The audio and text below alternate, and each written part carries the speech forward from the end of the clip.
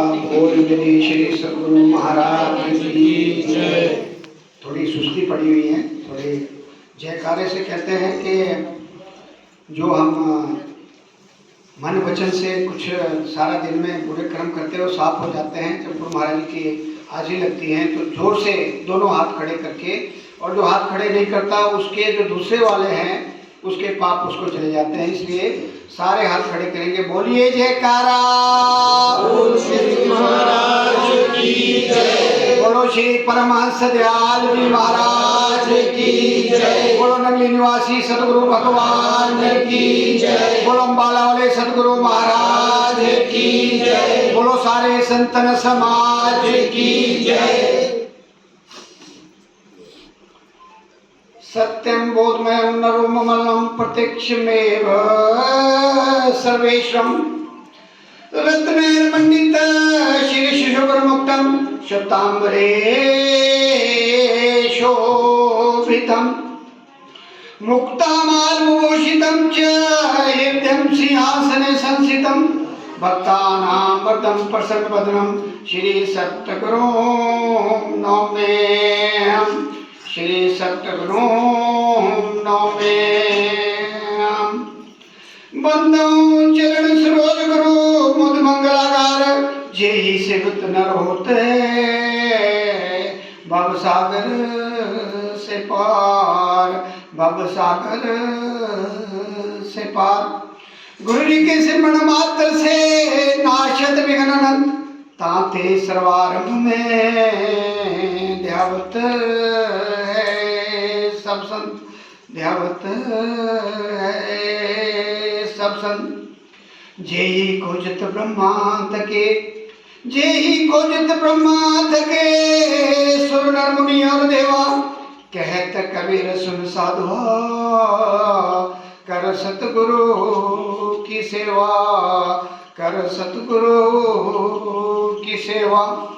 वेद शास्त्र और भागवत गीता पढ़े जो कोई, तीन काल संतुष्ट मन, बिना गुरु कृपा न होए, बिना गुरु कृपा न होए। ब्रह्मानंदं परम सुखम केवलम ज्ञान मूर्ति, द्वंद्वातीतं गगन सदृशं तत्त्वमस्यादि लक्ष्यम्, एकं नित्यं विमलवचनं सद्दिशाचि भूतं, भावातीतं त्रिगुणरहितं सद्गुरुं तां नमामि, सद्गुरुं तां नमामि। गुरु ब्रह्मा गुरु विष्णु गुरुर्देवो महेश्वरा, गुरुर् साक्षात् परब्रह्म, तस्मै श्री गुरुवे नमः, तस्मै श्री गुरुवे नमः। तुमेव माता च पिता तुमेव, तुमेव बंधु च सखा तुमेव, तुमेव विद्या द्रविणं तुमेव, तुमेव सर्वं मम देव देव। बोलिए जयकारा बोल मेरे श्री सद्गुरु महाराज की जय।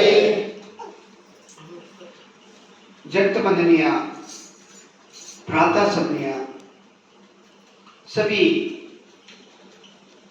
जगदितकारी भक्त वत्सल अद्वैत मत के संस्थापक दादा गुरु श्री परमहंस दयाल जी महाराज के चरणों में मेरा साष्टांग दंडवत कोटि कोटि प्रणाम। प्रातः समणीय हृदय सम्राट नगली निवासी सदगुरु भगवान जी के चरणों में साष्टांग दंडवत कोटि कोटि प्रणाम। अम्बाला वाले सदगुरु महाराज जी के चरणों में कोटि कोटि प्रणाम। और हमारे बीच आज श्री लाइट राम जी के घर में जिन्होंने एक प्रण लिया है कि हर सेकंड सैटरडे को प्रोग्राम रखेंगे, तो गुरु महाराज की विशेष कृपा कभी कभी किसी किसी चीज पे बरसती है, उनको और उनके परिवार को बहुत बहुत बधाई। हमारे परम आदरणीय कन्वर जी, परम आदरणीय महात्मा नंदलाल जी और उनकी पत्नी और जितने भी यहाँ गुरुमुख जन मनमुख जन बच्चे बुजुर्ग माताएं बहनें, सभी के चरणों में मेरा सादर प्रणाम और प्यार भरा जय सच्चिदानंद जी। कहते हैं सत्संग में जाइए तज माया अभिमान, जितने जितने पग धरती धरे कोटि नियत समान। बार बार हम इस चीज को दोहराते हैं कि जहां जहां से आप आए हैं, चलकर गाड़ी में जैसे भी आए हैं, जब आपने प्रण कर लिया कि मैं सत्संग में जा रहा हूं या जा रही हूं, तो आपका जब अंदर से ये संकल्प हो गया कि मैंने सत्संग में जाना है, उस समय से आपके जो है जो सत्कर्म जिसको बोलते हैं, जो कोटि यज्ञ जिसके करने के लिए पांडवों को पता नहीं कितने पापड़ बेलने पड़े थे, वो आपका शुरू हो जाता है। और जब आप जहां जिस भी स्थान पे सत्संग में पहुंचते हैं, वहां तक उसका पता नहीं कितना हमारा जो है एक वो जो रजिस्टर बना है, उसमें वो घड़ियां और वो पद स्वर्णिम अक्षरों में लिखे जाते हैं, जिसको कहा जाता है कि हमारी असली कमाई है। क्योंकि संसार की कमाई अरब खरब पता नहीं कितना आप कमा लो। राजा आपने सुना होगा, वो सिकंदर हुए हैं जिन्होंने पूरे संसार को जीता, पूरे संसार की संपत्ति अपने पास इकट्ठी कर ली, लेकिन जब यहाँ से संसार से गए तो उनके साथ एक तिनका भी नहीं गया, एक सुई भी नहीं गई। तो ये आपकी आप सभी की असली कमाई है जो सत्संग में आता है, जिसने प्रण कर लिया है कि मुझे सारे काम छोड़ना है, कुछ भी हो जाए सत्संग में जाना है। हालांकि हम जब भी सत्संग में जाते हैं, हर बार परीक्षा होती है, आज भी बहुत सी हर्डल रास्ते में आई, लेकिन गुरु महाराज जी बड़ी कृपा करते हैं। जब आपका संकल्प दृढ़ होता है तो वो परीक्षा भी लेते हैं और वहां पहुंचा भी देते हैं। ये सबसे बड़ी मैंने देखी है, क्योंकि अभी एक जगह ऐसा हादसा हो गया था कि वहां से निकलना बड़ा मुश्किल था, लेकिन पता नहीं कैसे कैसे रास्ता बन गया और हम यहाँ पहुंच गए आपके बीच में। क्योंकि गुरु महाराज जी परखते हैं कि आप सच में आपका जो संकल्प है वो सही है या आप उसमें डगमगा जाएंगे। तो डगमगाना नहीं है और हमें आगे बढ़ना है, क्योंकि जैसे हमारे को चढ़ क्षण मिली है, इतने बड़े सत्य जिसको बोलते हैं परम संत और पिता परमेश्वर नंगली निवासी भगवान का सानिध्य मिला है, जो करोड़ों में कोई एक आधा जीव होता है। इतनी जनसंख्या इस टाइम मेरे का 8.5 अरब में से आप देखोगे कितने हम गिने चुने लोग हैं जो इनके सानिध्य में, इनके दरबार में बैठे हैं और इनका आशीर्वाद ले रहे हैं। और इन्होंने खुद कहा है अपने, जब लास्ट में था उन्होंने कहा कि मैं जन्म जन्मांतरों तक, जब तक सूर्य चांद इस संसार में रहेगा, तब तक मैं साकार रूप में इस नंगली स्थान में बैठा रहूंगा। तो इससे ज्यादा हमें क्या चाहिए, क्योंकि दुनिया तो चली हुई है, कोई किधर वो आप सभी जानते हैं, रोज देखते हैं, प्रैक्टिकल रूप में भी देखते हैं और साकार रूप में भी देखते हैं कि दुनिया अपनी जगह चली है। लेकिन हम बड़े भाग्यशाली हैं, आप सभी जितने भी हैं, जितने भी जुड़ रहे हैं डे बाय डे, सभी सौभाग्यशाली हैं, क्योंकि हमें ऐसा दरबार मिला है जहां से कम अगर हम थोड़ा बहुत कुछ भी करते हैं तो अगला जन्म मनुष्य का होगा। मैं 84 लाख में विभिन्न योनियों में नहीं भटकना पड़ेगा, क्योंकि ये हमने जो कुछ पाया है और कुछ जानने की कोशिश की है, महापुरुषों के बीच में रहने से ये पाया है कि जो एक बार नाम तक पहुंच गया, समझ लो कि उसका काम। क्योंकि जब पाठशाला में हमें कोई भी जब डिग्री लेनी है, मान लो बीटेक करना है, जब हमें दाखिला मिल गया, जैसे कैसे भी मिला, चाहे नंबर कम में भी थे तब भी मिल गया, तो बीटेक तो होकर ही रहेगा। आज नहीं, चाहे कंपार्टमेंट भी आए, चाहे फेल भी हो जाएंगे, लेकिन बीटेक की जो डिग्री वो मिल के रहेगी। क्योंकि जब हमने एडमिशन ले ली, ऐसे ही हम इस कॉलेज में जब हमने एडमिशन ले ली है, तो हमारा काम होना ही होना है, चाहे भले ही हमें 2-4 जन्म और लेने पड़ेंगे एक्स्ट्रा उसके। और जो मेहनत करेंगे, जैसे होता है कि क्लास में 100 स्टूडेंट में से आईएएस 2-4 ही बनते हैं, सीधे फर्स्ट आते हैं पूरे ऑल इंडिया में और सीधे अपनी गद्दी में बैठ जाते हैं, अपनी सीट में बैठ जाते हैं। तो वैसा कम होता है, लेकिन ऐसा नहीं है कि जो प्रयत्नशील रहते हैं उन्हें कोई ना कोई सीट आगे की मिल जाती है। तो हमें काम दिया गया है, जो हमें नियम बताए गए हैं, 5 नियम, उसका पालन करना है। इसीलिए सत्संग की आवश्यकता है। सत्संग मतलब के सत्य का संग। जैसे तुलसी बाबा कहते हैं, बिना सत्संग विवेक न हुई, राम कृपा बिना सुल्प नहीं सोई। कि हमें सत्य का ज्ञान जानना है कि सत्य क्या है। जो हम फंसे हुए हैं इधर उधर कर्म कांड में और दूसरे चक्रव्यूह में, उसे निकलना है। जैसे मैं बार बार कहता हूं कि पहली क्लास जाप, दूसरी क्लास जपा, तीसरी क्लास अनहद और चौथी क्लास है जहां हमने पहुंचना है, अपना आत्म साक्षात्कार करना है। जाप मरे जपा मरे अनहद भी मर जाए, सूरत समानी शब्द में ताको काल न खाए।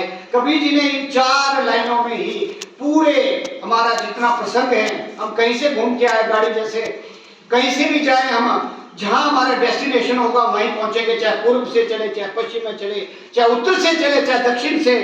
पहली स्टेज है हमारी जाप, जो हम सभी 92% इसमें पूरे वर्ल्ड के जो भी धार्मिक हैं, अध्यात्म में हैं, उसी में फंसे हुए हैं। दूसरी स्टेज है जहां आप पहुंचे हैं अजप्पा, जहां हमारे सांसें 24,000 हम लेते हैं, उसमें से हमें 2,500 सांसें, 10वां हिस्सा जो कमाई हमारी संसारिक है और जो कमाई हमारी धार्मिक है, आध्यात्मिक है, उसमें से हमारा 10वां हिस्सा जो है वो लगना ही चाहिए। अगर हमने तीनों चीजों का बैलेंस रखना है, एक स्वार्थ, दूसरा पुरुषार्थ और तीसरा परमार्थ, अगर इन तीनों का हम बैलेंस रखेंगे, मैंने अपने जीवन में देखा है कि बड़े से बड़े संकट आपके अपने आप दूर भाग जाएंगे। गुरु महाराज जी बड़ी कृपा करते हैं। कोई आपका कष्ट होगा, पारिवारिक होगा, दैहिक होगा, वैदिक होगा या तीसरा आध्यात्मिक, 3 प्रकार के जो ताप हैं वो सारे नष्ट हो जाते हैं जब हम अपना काम ठीक ढंग से करते हैं, सत्कर्म करते हुए, गुरु महाराज की चरण शरण में रोज 1 आधा घंटा हाजिर लगाते हुए और सत्संग को अटेंड करते हुए। इससे हमारी अंदर की सफाई धीरे धीरे होती है। और जैसे फ्यूज होता है ना बल्ब, जैसे 6 महीने अगर हम सफाई ना करें किचन में, रसोई घर में, तो उसमें इतना प्रभाव धुएं का पड़ता है कि काला हो जाता है बिल्कुल, और रोशनी बिल्कुल धीमी और बिल्कुल डिम हो जाती है। इसी तरह हमारी जो अंदर आत्मा है, जब से हम चले हुए संसार में हाथ खड़ा करके उसके पास, सतपुरुष के पास, काल के चक्रव्यूह में, क्योंकि काल ने हमें ऐसा प्रलोभन दिया कि इतना उसने तप किया कि इतनी रोशनी पैदा कर ली कि उसका मजा लेने के लिए आज हम फंसे हुए उसकी जेल में, काल और माया की जेल में बंद हैं सारे जीव। और उसने ऐसा संविधान बनाया हुआ है जिसमें सारे देवी देवता मन के साथ काम, क्रोध, लोभ, मोह, अहंकार हमारे पीछे लगाए हुए हैं, जो सबसे बड़े शत्रु हैं हमारे। अगर हम एक को छोड़ते हैं तो दूसरे में फंस जाते हैं, दूसरे को छोड़े तो तीसरे में फंस जाते हैं, और तीसरे को छोड़े तो चौथे में फंस जाते हैं। और उसी से हमारे कर्म बन रहे हैं, और कर्मों का ढेर पहले से चला हुआ है। जो संचित कर्मों का ढेर है वो इतना भारी हो चुका है कि अगर हम नाम रूपी जो पारस मणि हमें मिली है उसका डेली 24,000 सांसों में से 2,500 सांसें नहीं लगाते हैं तो वो फिर आगे का आगे बढ़ता रहता है। जैसे तुलसी बाबा कहते हैं, एक घड़ी आदि, आदि से बुनियाद, तुलसी संगत साध की, हरे कोटि अपराध। अब क्या होता है सांसों का क्या? कबीर जी कहते हैं, कहता हूँ कई जात हूँ, क्या बजाऊं ढोल, सांसें खाली जात हैं, 3 लोग का बोल। कि हमारी जो सांसें हैं, ये जो हमारे को जपा जाप मिला है, नाम रूपी जो पास मणि मिली है, ये क्या है? सांसों का ही तो खेल है। और श्रीमद् भगवत गीता में श्री कृष्ण महाराज ने कहा कि अंत मता सोगता। अब इन दोनों चीजों को समझना है कि अंत मता सोगता और यहाँ से नाम का क्या कॉम्बिनेशन बनता है, कैसे बनता है। तो इसमें क्या है कि जब हम वेंटिलेटर में, मान लो हमारी 78 साल की 80 साल की एज है, बीमारी ने हमें ग्रस्त कर लिया है, या कोई ऐसा क्योंकि इस स्टेज में कुछ ऐसी चीजें आ जाती हैं कि हड्डियां भी जवाब देने लग जाती हैं। तो क्या होता है, जिसने रोज हाजिरी लगाई होगी, आधा घंटा, 15 मिनट, 20 मिनट, उसकी सांसें ऑटोमेटिक चलती रहेगी, अपने आप चलती रहेगी। और अगर वो वेंटिलेटर में भी होगा तो जपा जाप खुद ब खुद चलता रहेगा। इसके लिए हमें अभ्यास करना पड़ेगा। अंत मता सोगता तब बनेगा जब हम अभ्यास करेंगे, कंटिन्यू अभ्यास करेंगे। ऐसे नहीं बनेगा जैसे कहा गया है ना, हमारे भागवत में सुनाया जाता है कि उसने एक नाम ले लिया नारायण और कल्याण होगा। ऐसा नहीं होता। ये सब एक भ्रम करने की बातें हैं।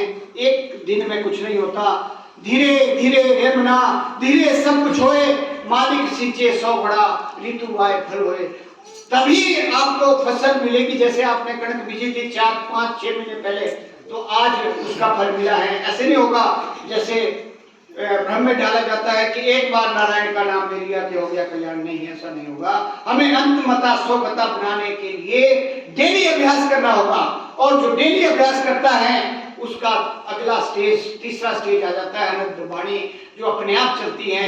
जब आप 4 बजे उठ के, जैसे अभी महात्मा जी कह रहे थे, 3 से 4 सोना, 4 से 5 चांदी, और 5 से 6 क्या मिलता है? तांबा। और उसके बाद क्या मिलता है? 1 का 1। मतलब क्या है कि अगर आप एक बार बोलेंगे तो 1 ही मिलेगा इसका फल, और अगर आप 3 से 4 करेंगे तो सोने के बराबर कीमत होगी 1 की। जैसे मैं भी कह रहा था, एक घड़ी आदि आदि से बुनियाद, तुलसी संगत साध की, कटे कोटि अपराध। कैसे कटेंगे कोटि अपराध? इसको समझना है। श्लोक बोलने से कुछ नहीं होगा, श्लोक तो सारे बोल देते हैं। अब 1 घड़ी 24 मिनट, आदि 12 और आदि से आदि 6 मिनट।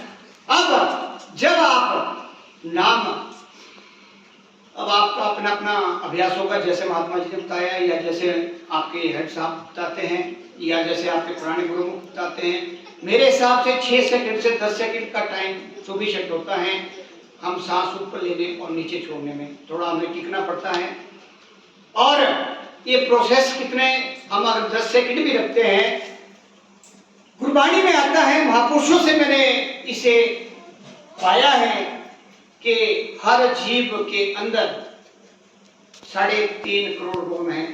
चाहे छोटा है, चाहे बड़ा है, चाहे बुजुर्ग है, चाहे माता है, चाहे बहन है, सभी जीवों के शरीर में 3.5 करोड़ रोम है। रोम क्या होता है? ये छोटे छोटे बाल। और दीक्षित होकर, ये आपके श्रीमद् भागवत गीता में लिखा है, गुरु क्या होता है, दीक्षा क्या होती है, गुरु का महत्व क्या है, ये उसमें पूरा दिया गया है। जब इनका संवाद चलता है उसमें बहुत प्यारा वर्णन दिया गया है। तो जब हम दीक्षित होकर सांस ऊपर को लेते हैं, 3.5 करोड़ का फायदा होता है। अब आपने देखना कि मालाएं जो करते हैं, हम करते हैं, कर्मकांडी तो सारे ही करते हैं, मालाएं करते हैं, चाहे गायत्री की करते हैं, चाहे शिव जी की करते हैं, चाहे माता की करते हैं, चाहे किसी की भी करते हैं। आप एक दिन में कितनी मालाएं कर लेंगे? अगर 6 घंटे सवेरे बैठते हैं, 6 घंटे शाम बैठते हैं, कितनी मालाएं कर लेंगे? आप अपने से प्रश्न करना। तो जब आप दीक्षित हो गए, नाम मिल गया, पारसमणि क्यों कहा गया है? पारसमणि हर चीज को तो कहा जाता कि हमें पारस मिल गया है। पारस क्या होता है? पारस को अगर लोहे के साथ टच किया जाए तो क्या बन गया? सोना।